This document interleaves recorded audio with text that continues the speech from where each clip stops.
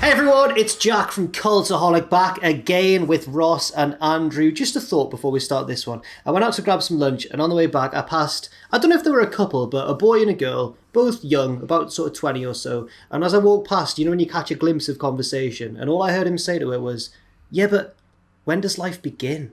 And I was like, whoa, like what's this? I'll tell you when life begins. Go on. Pitches. Yeah, it does. Because it's Money in the Bank this Sunday, and everyone's dead excited for it. You know what? I still have a weird, even though my brain knows that they don't book the briefcase well really anymore, I still get a bit excited for it because there's going to be ladders and it's all going to kick off. What? But hopefully we can make it more exciting with our pitches. And if nobody's ever watched a pitches video before watching this, then don't worry, because all that's going to happen is we're going to go round in a circle, Ross, then Andrew, then myself, then Ross, then Andrew, then me, until we've got 9 pitches. And remember that golden rule, it's not what we think's going to happen, it's what we want to happen. Yeah. Oh, you both said yeah at the same time. That was cool. Yeah. Has anyone got anything to any questions or concerns before we begin? Not at all. I'm ready to dive straight in. Me, I'm ready. Just this card looks stacked like a pile of bodies in the middle of the ring at WrestleMania 37. Was it 37 this year? Oh, it's the number this year. 37. My concept of time is gone. Go on then, Ross. What is your first pitch? Well, I'm going straight to Roman Reigns versus Edge. So obviously Roman will beat Edge because of course he will. He's Roman Reigns, for goodness sake. He's facing Edge, for goodness sake. And Edge, as well as being Edge, he can't stick his pipe into Roman's mouth because that would be breaking the rules. There's an obvious one there for the mams and for the dads, but a blue, sticking some pipes in some mouths. But we have Roman Reigns. He's celebrating in the ring with his family, his cousin Jay, his cousin Jimmy, and their uncle Paul. Then all of a sudden, we see a car, a vignette of a car appear on the Tron. A car that it belongs, in my mind at least, in Need for Speed Underground, which was a fantastic video game back in my youth. It's driving down the road, it's doing all sorts of cool things, it's going up for the gears, wah-tish, even does a handy bee in an Asda car park close to the arena in, where is it? Is it Miami? I think Chicago? It's in Texas, isn't it? Fort Worth, Texas. Dallas, Fort Worth, yeah. America. The car is then seen driving past this arena in wherever it is in America. Roman then recreates his face from the debut. We've literally been to that place where it is. I know, wherever it is in the world. I'm sure it's a fantastic area, which has an Asda, which is a supermarket here in the UK, close by. Roman then recreates, after seeing this car and being very confused, Roman recreates his face from the debut of AJ Styles at the Royal Rumble of 2016. Give us your best Roman Reigns at the Rumble of one of those ones. He gives it the big one, straight down the, well, not straight down the lens of the camera. That would make no sense, would it? The camera's facing his face. I'll move on. Roman then cups his hand to his ear as we hear the car engine get louder and louder and louder. The tension, it builds, and then crash, bang, wallop. Just like WrestleMania 23. A car drives both put my teeth back in.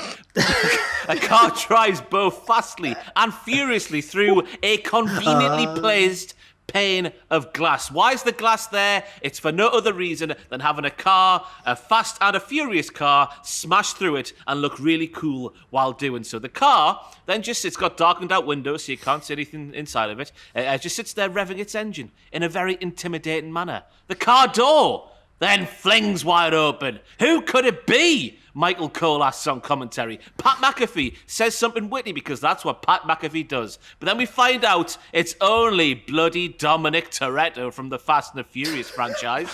Hey? And what's that he's got in his hand, Andrew and Jack? He's got a bottle of beer. And what's that in his other hand? He has a little barbecue. You know, the sort that costs like £3 from Home Bargains. Just set it up in the foil tray and whatnot. He then saunters down to the ring, down the ramp there, down to the ringside area. He cooks a burger on his barbecue. He's drinking a beer while looking wistfully into the distance. Look at a great deal of reflection and sort of poignancy written all over his massive, muscular head. Excuse me. Roman then gets in the mic and says, "What are you doing here, Vin Diesel?" Because, of course, he wouldn't call him by the actor's name. The name from the Fast... I'm losing you here, aren't I? The name from the Fast and Furious, would he? Vin then asks for a microphone and simply says, "You claim to be all about family, Roman. You know nothing about family. I know everything about family. Because family. I don't have friends. I got family. I am a family man. I am the family man. F is for family. And speaking of family, I have a family member who is going to beat the family out of you and then put it back into you to teach you what family means properly." Now, I've never seen any of the Fast and the Furious films, but I've been... No, that's pretty much what it is. That's it. I've been reliably informed that every single film ends with Vin Diesel sat there with a beer and a barbecue going, "Oh, isn't family great?" So that's where that one's come from. John Cena's music then hits, and we're off to the races for SummerSlam because that's apparently what's happening or something. And crucially here, because I'm worried if John Cena does come back and gets the big Roman Reigns match for SummerSlam, he's got no reason to. We can't just have big match John just coming back going, "Hey, up there, Roman, I'll have a title shot, please." That's a load of bollocks. So the family aspect from the Fast and the Furious franchise gives John Cena a proper good motivation for being there, and because family's good and stuff. And then obviously on the road to SummerSlam, we need to have a 6-man tag team match with the Bloodline taking on John Cena and Vin Diesel and a Mustang or something.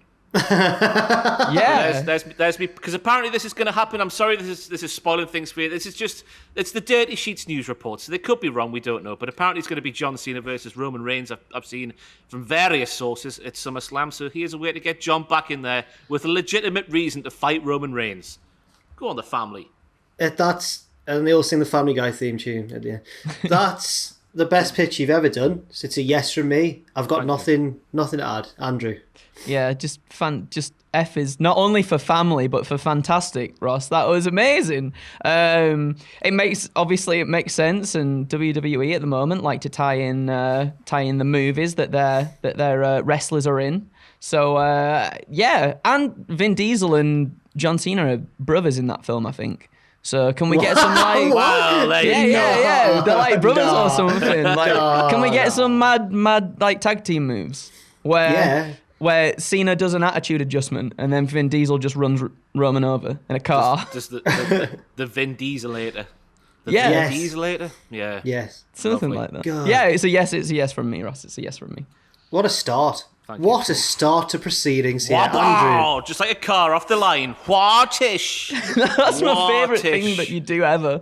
I love that so much. The only one that probably doesn't end with Vin Diesel giving a speech about family is Tokyo Drift, because it features like neither Vin Diesel nor most of the main characters. They're not in it. So there's probably some sort of family element, but that's often regarded as one of the worst. And I think there's something in that. Andrew, follow that. That's going to be a hard one to follow up. I don't know how I'm going to do it, but I'm going to try. So we've still got 2 more slots to be announced in the... Well, no, we don't anymore because Natalya was announced. I wrote this before Natalya was announced. So we've got 1 more slot in the women's Money in the Bank ladder match. And whilst I kind of feel like it makes more sense to have Sasha Banks sort of fill one of them slots... You know, the fact that we're back in front of a live audience and stuff, and we've not seen her on TV since WrestleMania. And just imagine the reaction to her coming out as well, and perhaps even winning it. That'd be amazing. But I'd rather not go that way. I don't think Sasha necessarily needs the briefcase, and I think she's most definitely in line for another shot at the title anyway. And there's already so many women in that match that would benefit even more from getting the briefcase than Sasha Banks. So why not have one of those competitors win? And also, you know, start to build up some credible challenges for the women's title picture in general, because I think that's what we really need. So Friday night SmackDown before Money in the Bank, we've got a contenders match. Obviously at the moment we've got because Natalya goes between, it was like we've already got 4 women for Raw confirmed, and I guess because Natalya goes between and stuff, you know, she's a SmackDown lass. Who else have we got from SmackDown? We've got someone else, don't we? I can't remember. Zelina Vega. Zelina Vega, that is the one, yeah. So we've got 2 more. So this was written before Natalya was in the picture. But so I'm thinking like the places that could be filled on SmackDown, Tegan Nox and now just Shotzi. So after their surprising win against the women's tag team champions last week, they're backstage in an interview buzzing about how their debut on the main roster went. And there's plenty more where that came from. We cue to Natalya and Tamina They've been belittling the newcomers, saying it was a fluke and that there isn't a chance they could beat them again for a second week running. And the argument gets heated and almost results in a brawl, but then Sonya Deville and Adam Pearce break them up. Get away from each other, don't want none of this. Sonya Deville declares a rematch. But the stakes this time are higher. No, the women's tag team champions aren't on the line. The championships aren't on the line. But you get a shot to go straight to the top. The winners of this match qualify for a place in the Money in the Bank ladder match. And the two teams accept. Money in the Bank comes, And I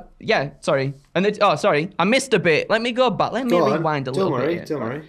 Tegan and Shotzi, they pull it out of the bag again, a second week running. It's a shame they didn't get to pick up the tag belts, but, it's all right because they're going to show thousands of people what they can do at Money in the Bank. And obviously, kind of like tying this in now, I guess if we had that match, let's pretend kayfabe, Natalya gets injured.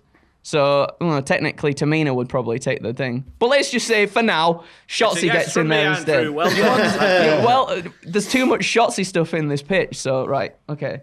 But pretend that Tegan, because they won, Tegan and Shotzi get to go in. Anyway, so Money in the Bank comes. The match is incredible. We start building more contenders for the women's titles. Liv Morgan puts in a phenomenal performance. Zelina Vega looks strong. We see a spot in which perhaps we see like Bliss hit a Twisted Bliss or his sister Abigail off the ladder on Tegan, and that seemingly takes her out of the equation. Storytelling, we see Tegan clutching her knee. It looks like, oh no, it's happening again. Finally, we get towards the end. Why would you do that, you horrible man? Because we're building. You'll see, Jack. You'll see. Finally, we get towards the end, and Shotzi, she's mental, is our Shotzi. She sets up some tables or some ladders outside the ring, like where they put them between the apron and the barrier, and she puts people on there. She climbs up. She does that senton that she does off the ladder onto a few competitors. Boom, like it wipes a load of people out. This leaves a ladder. It's perfectly set up in the ring, and just below, the ladder's below the briefcases. I'm not on it today. The two women we see slowly emerging from either side of the ring, though. We get Zelina Vega, not Selena Vega. Zelina Vega and Tegan Knox. And Tegan, she's struggling with that knee. She's struggling. She gets on the ladder. So does Vega. And Vega starts to climb. Tegan's having trouble, though. She can't put pressure on the knee. She's going to miss yet another opportunity due to a history of injuries. But she's fighting. She's trying, guys, to push through. Zelina is inching closer. Her fingertips are touching it. But quickly, from her insane spot moments ago, Shotzi comes flying into the ring. Whoa! She hoists Tegan in like an electric chair position on her shoulders, and she starts climbing up the rung of the ladders, and Tegan's stretching out, and Zelina's like, oh, what's going on? She doesn't say it like that, but she's like, what's going on? And then she tries to throw some punches in, but Knox is getting the better of her. She's stunned, and Shotzi keeps climbing. She climbs so high up the ladders as Shotzi that Tegan's practically hugging the case at this point. And before Zelina attempts to push Tegan off her shoulders, Shotzi lets out one of them big, "Awoo!" One of them. She lets out a big one of them. And she cracks Zelina with a forearm. And Zelina goes crashing down to the mat. And Shotzi's going, grab it. This is your chance. You deserve this moment more than anyone. And Shotzi's shouting that. She says that. She's doing that. She's shouting. Yeah. She's shouting to Tegan, grab it. To which Tegan unhooks the case and becomes the 2021 Women's Money in the Bank winner, embracing Shotzi in a very feel-good moment. And I'd just love to see this happen because I think Tegan's been through a lot at the moment. Now that she's on the main roster, if she did win Money in the Bank, she's got a chance because obviously you can challenge any champion. You could go back to NXT and get that NXT Women's title that she so deserves because she's been after that for so long. But her history of injuries has really like pushed her back with that. She could go on to either face Rhea Ripley or Bianca Belair because of the history in NXT there as well. So I think that would be really cool. And Tegan Knox, she's just a phenomenal wrestler. I don't think anybody in this match comes out looking bad at all. But I'd just like to see it. It's not what we think's going to happen. It's what we want to happen. And I would like to see that happen. Yes. It is a yes from me. I like the idea. I like the idea of Shotzi helping her teammate as well, being selfless. Because like 4 years down the line or whatever, she can use that to turn heel or whatever. There can be some sort of you were I did that for you. Mm-hmm. Yeah, I think it's all spot on. So it's a yes from me. Thank you. It's a yes from me as well, Andrew. And then of course, when Tegan Knox wins the briefcase, we can open the briefcase, and inside will be Shotzi's last name. And then everyone goes home happy. So there we go. So all smiles all round. Yay. It's my turn now, and mine is not going to... I think it might be a no. But I'm going to do it anyway, because it's what I want to happen. I looked at the competitors for the men's Money in the Bank ladder match, and I was like, to me, there's only one clear winner here. I know a lot of people are saying it should be Big E, and he could even maybe go to Raw and challenge Big Bob, because he's been feuding with the New Day and everything, and he's probably going to do nasty things to Kofi Kingston. I've seen people say that it should, or that it, not that it should, but that it might well be Drew, because he's arguably the biggest star in the match. It's not going to be Ricochet, he's going to do something silly. I think I want it to be, and please don't,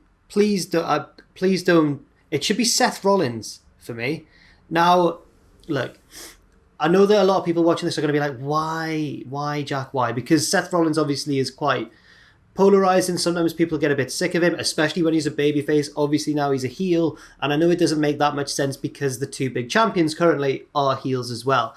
But I think that sometimes heel versus heel can be done okay. And I think one of those circumstances would be Seth Rollins versus Roman Reigns. I was really interested a few weeks ago now when Rollins had a bit of a chat with Roman backstage and was like, leave Cesaro to me or something. But he had no fear when he was talking to Roman at all. And it was so unusual to see that in 2021. But it made sense because who's always had Roman's number? Seth Rollins, all throughout their career. I think he's beaten him twice in huge matches.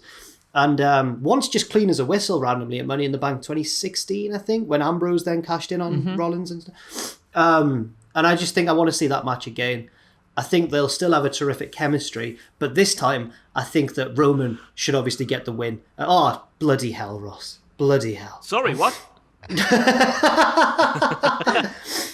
I couldn't hold it in. Sorry. I think that Roman should get the win this time. Obviously, Seth should say, right, you can't beat me clean. Or he wouldn't say clean, but you can't beat me without help from your family. And this time Roman should be like, no, lads, I'm doing this one on my own. I don't want anything from either of you. That would help get the Usos off TV, which Jimmy probably needs a bit right now as well. That's just a convenient sort of side to this. But I think that Roman should still win, but Seth should take him to like the limit. It also frees up Cesaro. I'm worried that Cesaro is going to do people think Cesaro's going to carry on in this feud with Seth, or is that done now? I don't quite know. I think it's done after SmackDown. Okay. Rollins beat him again, didn't he? Oh, God, yeah, of course he did. Well, that's all right then. Cesaro should, I don't know, win the Rumble next year. Well, anyway, Seth Rollins should win this one and cash in, but ahead of, cash in in almost a babyface way, announcing it ahead of time and then lose anyway. That's what I think. But is it a yes or a no? Who wants to go? You want to go, Andrew? I can go. Do you know what? I was thinking about this as well because a little bit different. I was thinking Seth should win, and then it can tie in with a feud with him and Edge as well, perhaps. Like Seth wins, and then at the end of the Roman Reigns and Edge thing, comes out. That was it. Yeah. And then you can harken back. Was it 2014 when it was like, I'll break your neck, Edge, when Edge was out and it was Edge and Christian? Sorry, people think that Rollins is gonna get into a feud with Edge, don't they? Not Cesaro. And that's what... Yeah, sorry. Carry on, sorry. Oh, it's all right. No, so I can see that happening as well. I think that'd be a really compelling story to tell, and I like the idea of Seth cashing in ahead of announcing it ahead of time. I think that'd be really cool. I don't know. Do you reckon it'd work as a babyface again? No, I think you should still go into it as a heel. As a heel, okay. No, yeah, I quite like that. I think the idea, and there's just so much history between Reigns and Seth as well. I think it'd make for a fantastic match. Yeah, I like that. You know. Wow! Thank you very much. Wow. I'm going to give you a no, Jack, for a couple of reasons. First and foremost, while I do want to see Rollins versus Reigns and the new guys go at it toe-to-toe, I don't want to see the heel Seth Rollins have his briefcase because in my mind, I don't think Seth Rollins is going to be the guy to beat Roman Reigns. I think that's going to be someone brand new on the scene, a star-making victory over a man who holds the title for upwards of 10 to 15 years. Cultaholic might not be a thing when Roman Reigns eventually loses his Universal title. So just for those two reasons, I'm going to say no. But I do want to see Rollins versus Reigns in a proper straight down the middle wrestling feud. Sounds good. So it's 1 yes, 1 no. That's all right. I'll take it. I was fearing the worst. Ross, what is your second pitch? I'm going to the men's Money in the Bank ladder match because my main fear for this match is that Daddy Drew McIntyre will win just to get around his stipulation loss at the Hell in a Cell pay-per-view. Was it last month? My concept of time is completely cream-crackered.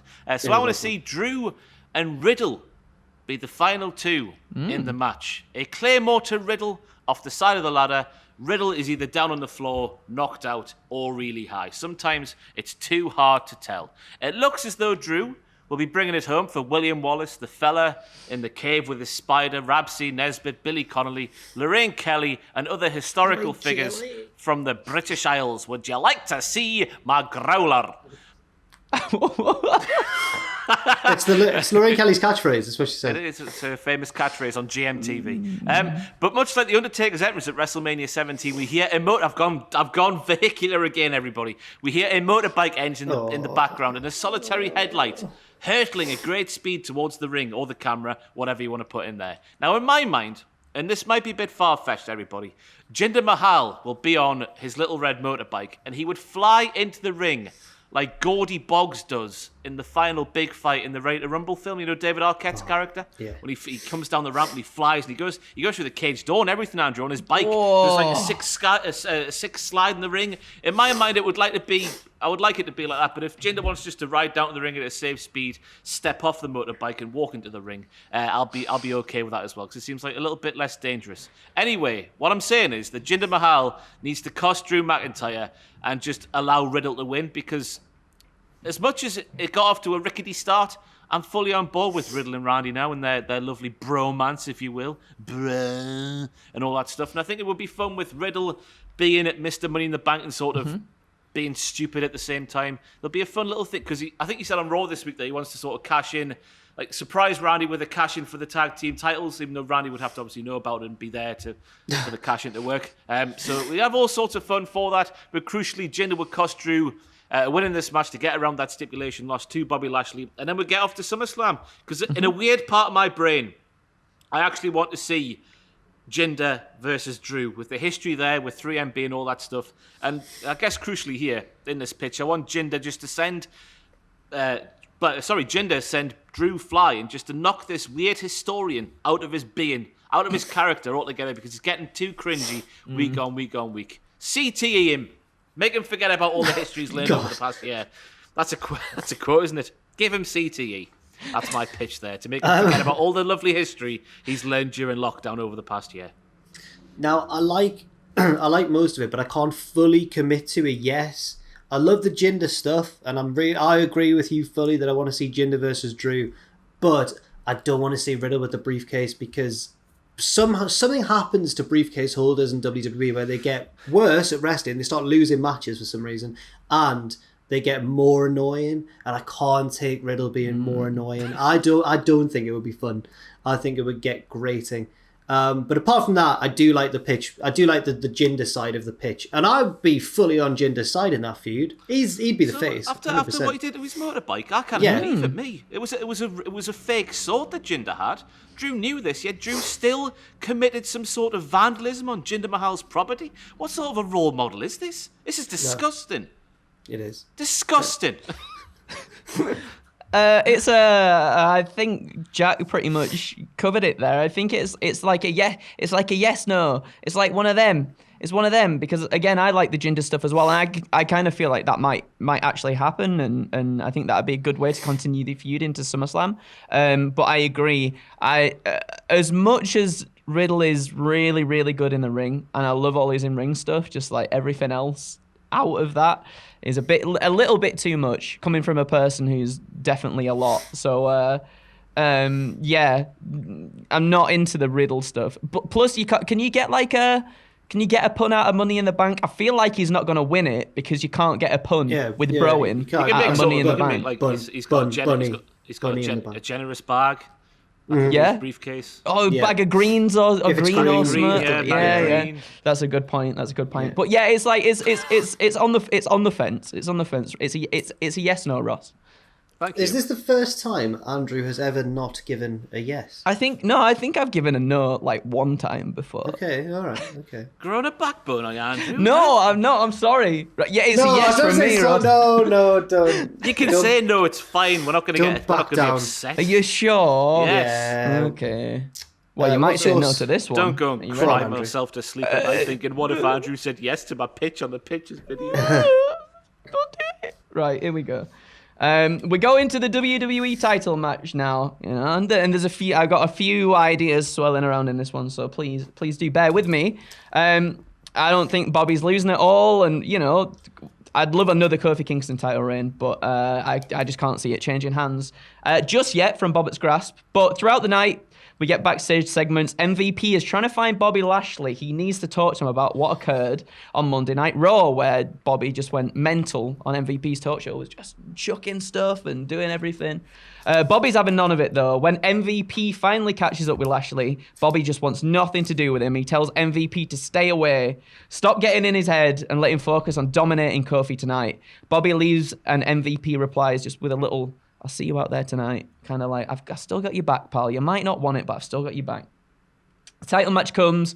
Bobby enters the arena, and MVP is like sheepishly sort of like behind him all the way as he's like making his way to the ring and stuff. There's clearly a disconnect there. And yeah, I think the match is going to be really good. We see a more focused and aggressive Lashley, which in turn, Kofi steps up his game as well. MVP throughout the match is trying to help Lashley out, only for Lashley to kind of like glare at him and demand him to stay out of his business and stop distracting him. And I was thinking perhaps there's like a spot in which Lashley is controlling the match. You know, on the outside of the ring though, we've got Xavier. He like hops up onto the apron and he's trying to like rally Kofi. And then MVP also hops up on there and starts to scuffle with Woods, trying to get him down and stuff, which then distracts the ref in turn. And then that just infuriates Bobby. So Bobby takes his focus off Kofi to go and sort out this scuffle. And in his anger, he just knocks both men off the apron. Get off my ring. There we go. Turns around, though, and then he eats off. Whatcha? Trouble in paradise. Ooh. Kofi is going to be... He's in. He's in there. He's within a hair's breadth of almost snagging the title. But alas, it's not the night as Lashley kicks out at 2.999. He realizes what's nearly happened, and he just, whoop, straight in. Gets in there. What's that? He gets the hurt lock in. That's what he does. Straight in there. Applies the hurt lock. And then that grants Lashley with yet another successful title victory under his belt. However, frustrated by Omos once again becoming a laughingstock at the hands of Kofi and Xavier, Bobby just snaps. He picks up Kofi, gets the hurt lock in deep, and he just won't let go. He's like ragdolling him about, and he's using Kofi's body as a weapon. He knocks the ref out. He's trying to like separate them and everything. Xavier then gets in. Lashley immediately just drops Kofi and then hits Xavier with a spear. Breaks him in half nearly. By God, one of them. At this point, MVP also enters the ring, and he's come to mock Woods and Kingston and lay in a few cheap shots of his own. He passes Lashley and cockily starts taunting at the bodies strewn on the floor, but before he can get a swift boot in, whoop! Bobby gets MVP in the hurt lock. You're done, pal. You're done. Bobby has had enough of MVP. He's almost cost him this match, the title, and now it's time to cut all ties and go his own way. But by this point, Kofi and Xavier, they're like trying to get up. They're trying to slowly get up, and Lashley just like launches MVP at him, and then it sends like Xavier and MVP out of the ring or something, and it leaves like Bobby and Kofi in, and they're the only ones in the squared circle. Oh, what's going to happen here? So Bobby's going for him. He's going to lay into Kofi, but before he can, we get an Fort Worth, Texas! Who is it? What's going on? Don't you dare be sour. Clap! For your new holder of the Money in the Bank briefcase and feel the power. My voice isn't good for that. It was pretty awful. It was good. Anyway, Big E appears at the top of the ramp holding the Money in the Bank briefcase that he's won in the men's ladder match. He just comes storming down to the ring and he blasts MVP in the head with a briefcase. Get down there, and squares up to Lashley, who is just stunned. And Big E says nothing. He just stares down Lashley and teases, obviously, that he's coming to Raw, reuniting with his New Day brethren, and that he's got his eyes on the WWE Championship. And that's the pitch. I think that might be what happens. Do you reckon? Close to what actually happens. Okay. And I'd like it if it did. So it's a yes from me. Yeah, I think that actually might be close to what happens. If the cash-in doesn't happen, I still think that the rest of the stuff will. So yeah. I think you've... Not only is it what you think's going to happen, but it's a new category. It's what might happen. It was what might happen, yeah. Yeah, it's interesting there. Ross, what do you think? I'm going to take the words of one Jack the Jobber just there and put my own name to those words because I agree and can't think of anything else to say. Okay. Fair play. Thank you. My second one is about the SmackDown Women's Championship. At the minute, I think it's Carmella, isn't it? She's going to face Bianca Belair, stepping in for Bayley. I don't really... look, fair play to Carmella for doing that and everything. I'd rather see Carmella in the ladder match because as we've learned in the past few years, she's actually one of the better members of the division. She just sort of took to the ladder match and was really quite good at it. So I'd like to see her in that. But that means obviously Bianca Belair needs another opponent. Carmella gets taken out of the match somehow. Maybe she hits Adam Pearce or something, or maybe she gets attacked backstage by Liv Morgan or something. But anyway, the long and short of it is Bianca Belair is in the ring waiting for her opponent. She's like, come on, I'm Bianca Belair. And then whose music should hit but Style Grace? I'm never gonna be demoted. Now welcome to the Queendom, where the kings bow down. Here comes Stephanie McMahon Helmsley. She struts out onto the ramp. She's doing a mum dance that she does. Yeah. She's loving it. Everyone's obviously like, what? No. Stephanie's obviously pulled some strings with Sonya or someone. She's like, yeah, get me in there. Because, right, don't worry, lads. Bianca's still going to win. And it's going to be just like a decimation of Stephanie. Stephanie thinks she's got this because she's arrogant. And I don't know, she's been doing some training or something, she says. Maybe there's a video package of Steph training that she demands be played. And then Bianca tears her apart. She's gorilla pressing her. She's whipping her with her hair. She's whatever. She's absolutely battering Stephanie and wins comprehensively after not like a quick squash, but just a dominant performance over the course of like 5 to 7 minutes. And I think that would go really well. And I think people would like that. And, I don't know if Stephanie has any interest in ever doing anything active again in the ring, but I'd like to see it in this case, I think. So that is my pitch. I don't think I've ever wanted a pitch to happen less than the one I've just heard. I honestly thought you were going to say more. I was so optimistic. I was like, he's going to love it. He's loving it. I don't know what it is, but when you started singing her theme song, all the memories just came flooding back because all my exposure to Stephanie McMahon is these days is her posting lovely pictures of her dogs on Instagram. So it's like, she's got nice big mastiffs, one called Andre. It's lovely. So yeah, just hearing that theme tune again just brought it all back. And I don't know, I think Bianca needs something more meaty, more juicy, more... insert word there to get locked into rather than just a throwaway thing with Lady Bowles incarnate. So that's why I'd say no.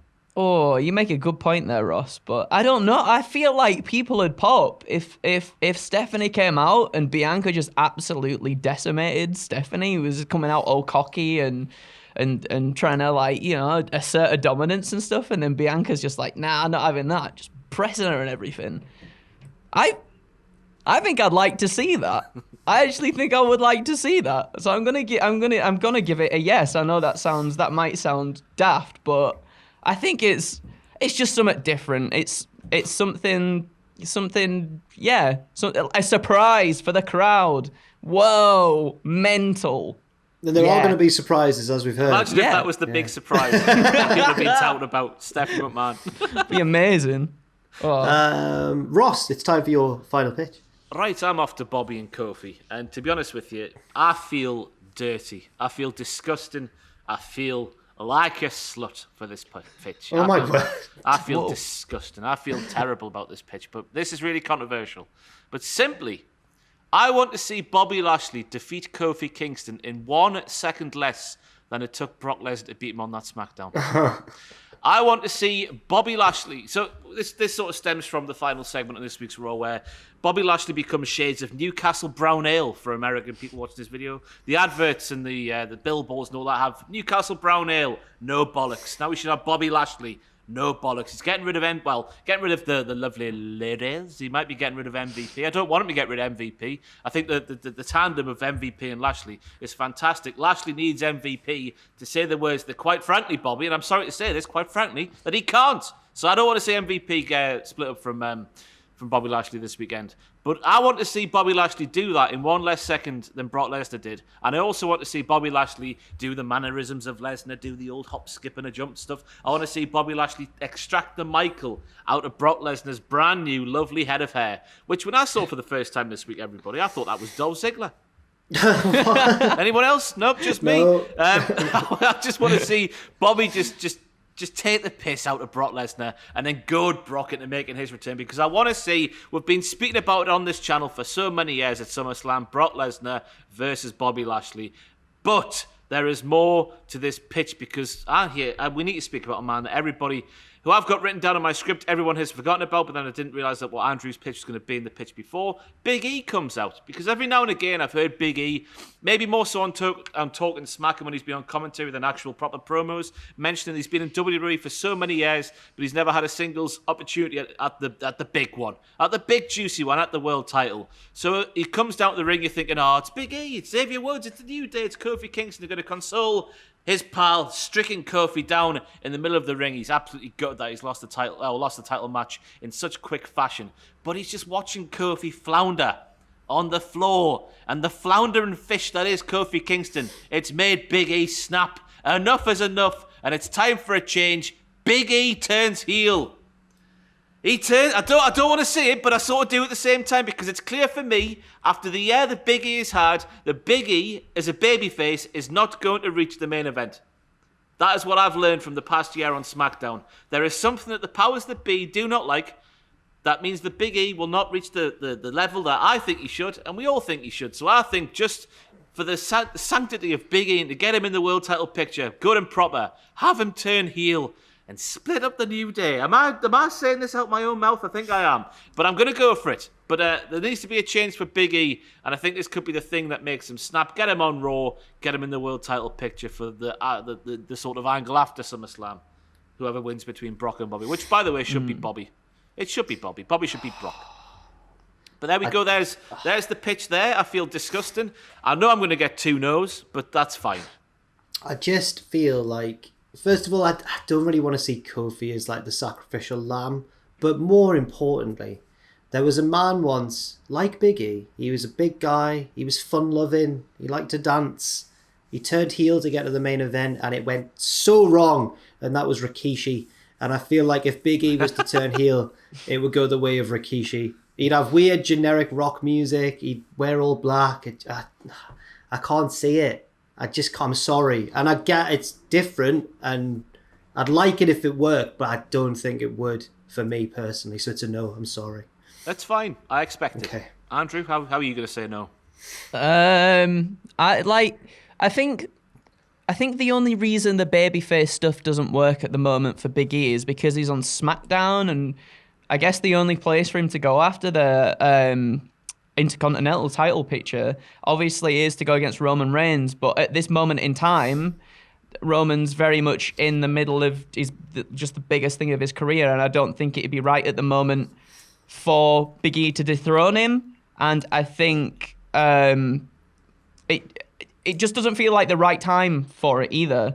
So I don't think it's necessarily that it doesn't work him as a babyface and he's not going to go anywhere. I think if we just switched him to Raw with the other guys and went after the WWE Championship, I think that would that'd work out. And I think as well, because Big E's been in WWE for so long, for him to challenge for the biggest title, which is the WWE Championship, rather than the Universal Championship, that makes a little bit more sense. But go in it as a babyface, and maybe somewhere down the line that like corrupts him, and then you get like a Kofi and Big E feud, or a Xavier feud, or something like that. So I wouldn't necessarily want to see it play out that way.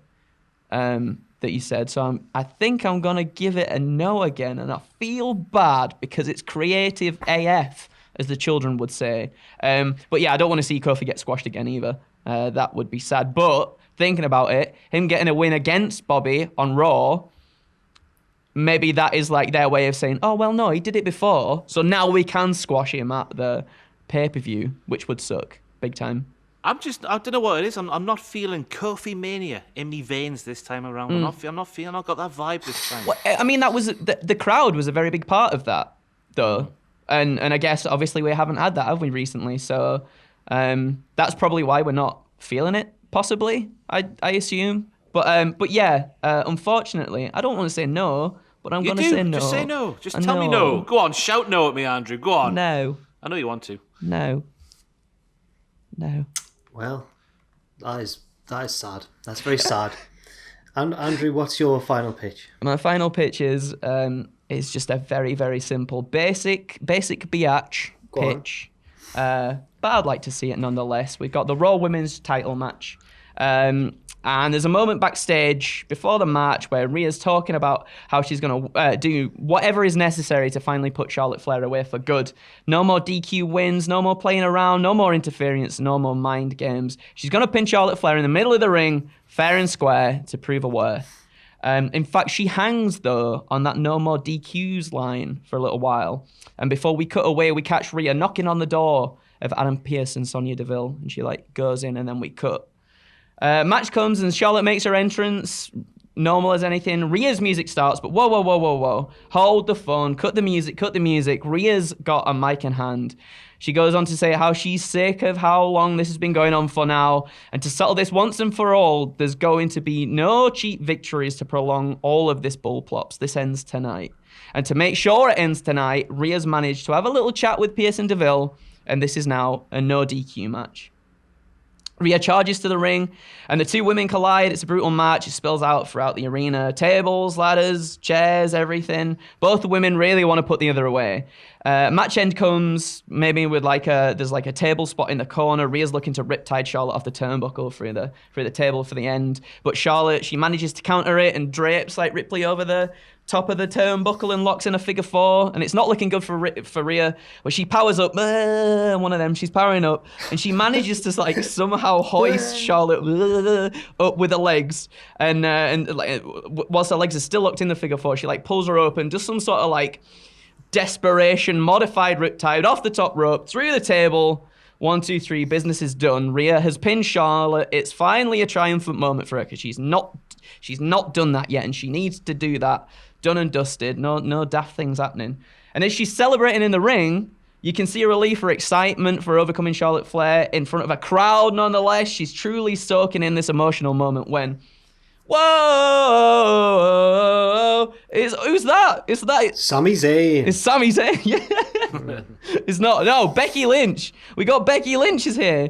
And back after a year away from the WWE Universe, she's ready to challenge the woman that holds the title that she never truly lost.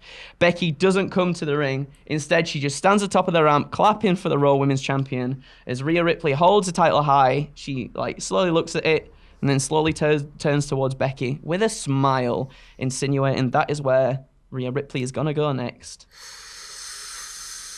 Oh, that's it. Sorry, this is a basic biatch one. This is kind of the opposite of your last pitch, because your last one's what may well happen, whereas this one, a clean win over the Queen. I know. I don't know. Sorry. I'm worried. But it's a yes from me. I like that. I do think it's very necessary. I don't know what they're aiming for with Rhea and having to learn how to out-dirty the dirtiest player. It's not for me. It's not for me at all. Me neither. Doesn't make her heroic in my eyes. But no, it's a yes from me. Totally. Thank you. Oh, it's a yes from me as well. I'm terrified. I don't know what it is after this week's Raw. I just came away from that segment where Charlotte, in her massive boots, was putting it to Rhea Ripley. I was thinking, wow, she's going to win, isn't she? They're gonna do it again. Just like WrestleMania 36, they're gonna do it again. So just to get away from that, Andrew, I'm gonna say yes to your pitch because it avoids that, and that's what I want to see. Thank you. My last pitch is, so we've heard WrestleVotes were tweeting saying there's a lot of surprises planned. Exciting and cool, I think they said. There's some exciting and cool surprises planned for Money in the Bank by WWE this Sunday. And I think, because there's been a lot of names banded about recently, hasn't there? Big ones as well. So you mentioned one there, Becky Lynch, and we've had a few others considered as well. Diesel. So Vin Diesel's been one as well. So I'm going to go to Roman Reigns versus Edge. Roman has won. Edge is out of there. Roman is in the ring, just being Roman, and just, yes, I'm the best. He doesn't get excited, does he? He's just like, yes, I am the best indeed. And then, bum. Was that the noise that Brock Lesnar? Why is that noise that Brock Lesnar's theme makes? It's just like, wow, wow, wow. And he's out, and he's loving it. Heyman is obviously Wyatt is a good. Heyman's terrified. He's like, oh no, my two dads. I don't know which one to, And then Brock's just doing his whatever, big shoulder rolls and stuff. And then he heads down to the ring, jumps up on the apron, he gets in, he's bouncing around. Roman's like a bit shook. You can tell he's a little bit shook. He's not quite AJ Styles at the 2016 Royal Rumble, but he's a little bit towards that. He's like, okay. And then,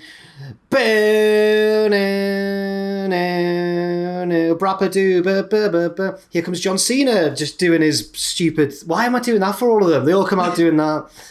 Cena gets in the ring. Still no one has said anything, but the crowd are just going crazy. It's like the start of WrestleMania 30 when it was Hogan, Rock, and Austin. Speaking of The Rock, he comes out next. He gets in the ring.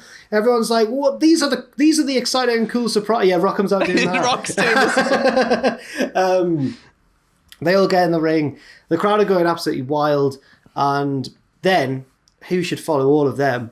But Adam Pearce, he's here to sort things out. So he gets in the ring. Yeah, he's doing that. No, Adam Pearce isn't. He's very sensible. He gets in the ring and says, good to see you all, lads. I'm assuming you're all here to be the next contender for the Universal Championship. They're all like, yes, we are. Adam Pearce says, well, there's only one way to sort this out then. A big triple threat match on the SummerSlam kickoff show between Brock Lesnar, John Cena, and The Rock. And then they have like a 3-minute match on the SummerSlam kickoff show, and it's won by Rock, I don't know. Why is it tailed off this pitch? Why is it tailed off? Because I was talking to someone the other day, I can't remember who, it might be you, Ross, I can't remember who it was, about how funny it would be if The Rock, or how weird it would be if The Rock does come back, and then within a few weeks he's just on the level of like someone like Apollo Crews on SmackDown. He's just a normal guy. He just turns up on SmackDown and has like a 5-minute match and stuff. And this is my way of getting to that thing. And also I couldn't think of a third pitch. So I think this would be good. I realised that neither of my other two were that silly. The Stephanie one I do actually want to see happen. This one, it's just big fun one, isn't it? For the boys. Just for the boys watching. What do we think of that? It was a solid yes from me up until the kickoff show bit. I tell thee. Put that in the main event of SummerSlam 2021. Then I'm saying yes. That would have been so good. Yeah, almost had me there, Jack. Almost had me. But the idea of that being on the kickoff show is... It's crazy. That is funny. That is very funny. Yeah. So it's gonna get... No. I can't be fair. I'm not letting you give it a yes. I gave Ross a no, so I'm gonna have to give this one a no. I'm sorry. Yeah. I'm sorry. But it was really good. It was really good. It was. Just shout no at him, Andrew. Go on. Just do it to one of us. Just shout no once. No. I don't like your pitch. Say it. No. I don't like it. No. Well, thank you very much for joining us on this journey of pitches for Sunday's Money in the Bank. I am assuming that Adam Pacitti is live streaming his reactions. Is that right? I think Probably, so. Yeah. There's also I don't know if we can reveal this yet, but there's a predictions contest as well. Can we reveal the participants? I've not heard anything about it, but what I